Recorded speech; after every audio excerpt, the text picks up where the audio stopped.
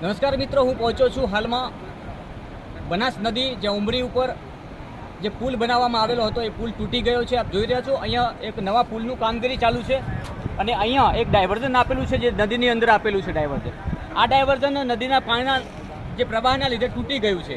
હવે બનાસકાંઠાવાસીઓને પાટણ જવા માટે મોટી હાલાકીનો સામનો કરવાનો વારો આવ્યો છે, એટલા માટે કે આજે જ્યારે નદી અહીંયા પહોંચી ત્યારે નદીના વધામણા પણ થયા અને એક બાજુ વિરોધ પણ થયો. વધામણા એટલા માટે થયા કે અહીંયા આ નદીની જરૂર હતી, પાણીની જરૂર હતી, બનાસકાંઠાવાસીઓને ખૂબ જરૂર હતી પાણીની, એટલા માટે વધામણા થયા અને વિરોધ એટલા માટે થયો કે આ પુલનું કામ ગોકુળ ગતિએથી છેલ્લા 2 વર્ષથી ચાલે છે. પણ આપ જોઈ રહ્યા છો હજી અહીંયા પુલની કોઈ વ્યવસ્થા એટલી બધી કરવામાં આવી નથી. હજુ કદાચ આ પુલને થતાં 2 વર્ષ લાગી શકશે.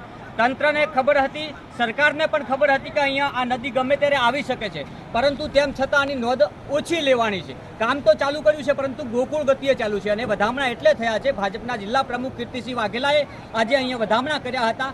નદીની જરૂર હતી, પાણીની જરૂર હતી. બનાસકાંઠાવાસીઓને ભૂગર્ભ જળ જ્યારે ખતમ થઈ ચૂક્યા હતા, એવા સમયે જ્યારે બનાસકાંઠામાં વરસાદ નથી, એવા સમયે પાણી આવ્યું છે એટલે બનાસવાસીઓ ખૂબ જ ખુશ છે.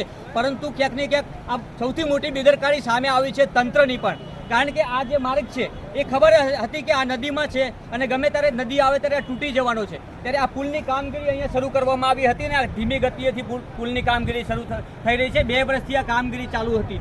હાલમાં તમે જે સીધા દ્રશ્યો બતાવવાની કોશિશ કરીશ, અહીંયા અત્યારે ઘણા બધા લોકો નદી જોવા માટે પણ આવી રહ્યા છે, પરંતુ ક્યાંક ને ક્યાંક તંત્રની જવાબદારી જે રીતના છે તે રીતના વાત કરવામાં આવે તો પોતપોતાને બનાસ તક ન્યૂઝ નેટવર્ક પરથી પણ હું અપીલ કરવા માગું છું કે કોઈ સેલ્ફી ફોટો લેવા માટે કરીને પોતાનો જીવ જોખમમાં ના નાખતા.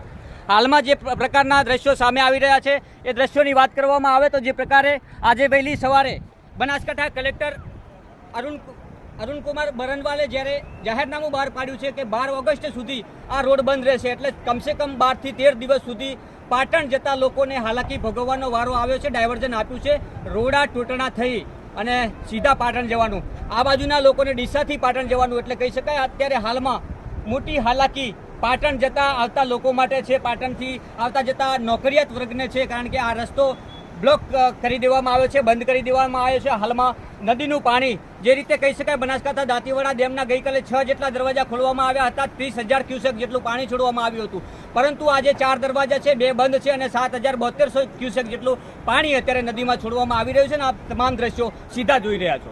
ઓકે.